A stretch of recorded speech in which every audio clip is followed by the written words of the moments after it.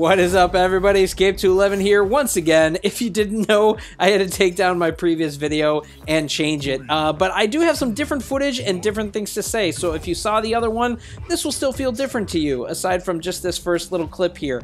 But part of this video will be covering the EM10 on the test server, but it is also August, and I still haven't done my giveaway. So we are doing the August giveaway right now. We're gonna put that in this video. So usual stuff is happening here. We'll have 10 people that will win 1,000 acoins each for a total of 10,000, and same rules apply. Step 1, subscribe to the channel. And then step 2 will be to comment below with the keyword EM rifle, your in-game, then your in-game ID and your in-game name. Again, make sure you get your ID right, copy and paste it if you have to, because, you know, I don't want you to miss it. If you already did it in the previous video that I had, you'll still have to put it in this one. All right, and for this one, I'm going to give you a little extra time, just because I got this one in later for Saturday at 5 p.m. Eastern Standard Time, getting it in, and we'll try to, if I'm able to do a live, we'll announce it then. But definitely will announce it on Saturday.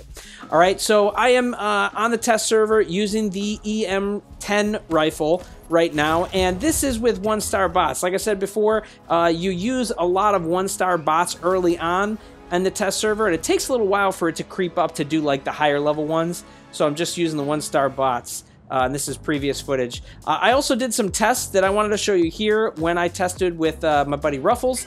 He is using dual EM10s, no pilot, and those are at 6-star, I think 6-star level 1. I have a max juggy, so the idea was to show you like how hard hitting this thing will be, but that it's not going to be something that just dusts something instantly. The EM16, once we get to that eventually, that's a different story. But this weapon still takes a little while to take down the tanky guys, even when you're not using pilots on either side, okay?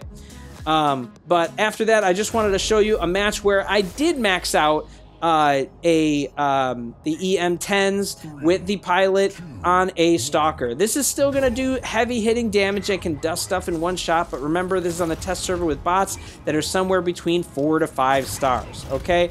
So I do want to talk about this weapon and these weapons overall, just to like kind of discuss their capabilities, and I did go over some of this before. But first and foremost, these are going to feel a lot like a mixture between a long arm and a railgun. They have the same optimal range as the long arm, where it's 75 meters plus, but the max range is closer to the railgun. The max range on a long arm is a lot longer than this, so this kind of feels somewhere in between those two weapons. All right, you're ideally going to want to play this a lot like a long arm, just because you want to keep things at that 75 meters or longer in almost all situations, just to maximize your damage. You can fight stuff up close, but with the EM10, you're going to lose a lot of damage. The 16 is a higher caliber, so when we eventually get to talk about that one, you'll see how that differs. But yeah, that's kind of the overall deal with those weapons, just for looking at that stuff. I also wanted to talk about the perk on this weapon, which is pretty crazy, okay? This has a double damage chance, which is kind of like the railgun, all right? But the double damage chance is overall higher, getting up to 40%, which is pretty significant. But then when you fully max it out, which is what I'm using here with the stalker, it goes up to 75% chance, which is insane. All right, that means you have a very high chance with every shot of hitting double damage.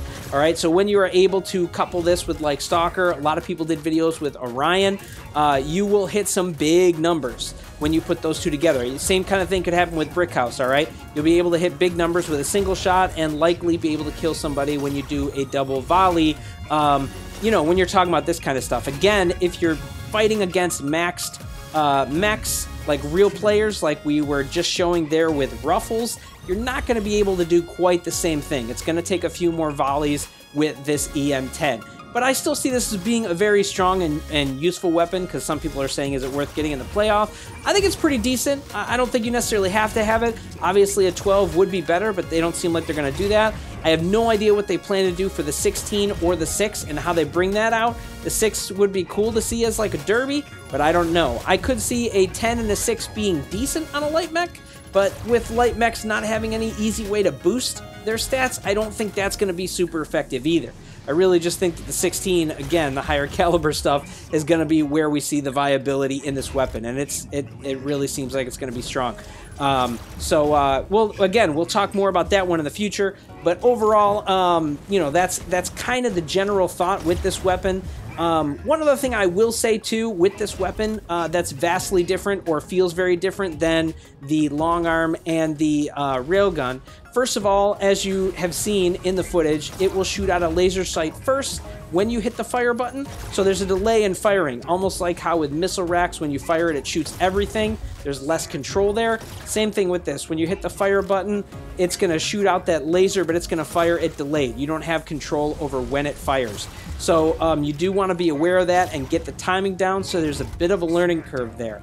However, I will say that this weapon does have auto or aim assist. All right, remember the long arm and the railgun do not have any kind of aim assist. So you can actually, you know, be pretty solid at getting your target. I actually think that wide targeting works better for this weapon so that you can actually use the lock on your target if you need to and then land those shots. Of course, it's going to be difficult sometimes if obstacles get in the way or if they move to cover or if your dumb AI teammates get in your way. That definitely happens to me for sure. But that's kind of the overall function of how it works. I do think if you're not a regular sniper with the other weapons, this might be an easier one to pilot. I do think overall this is great for farming against bots like this kind of stuff, but it remains to be seen how effective it will be in real 5v5. And that's where I think, you know, it could or may not be good enough in those instances. But hard for me to tell right now just because I don't have the capability of doing it. When I did testing with Ruffles, I think the damage is a little bit under what it should be or what you'd want it to be on the 10s. And, you know, again, we'll talk later about the 16s. But that is going to be it for this video, guys. You can let me know what you think of the 10s overall below. Make sure you follow that giveaway, and we'll see you out there on the battlefield.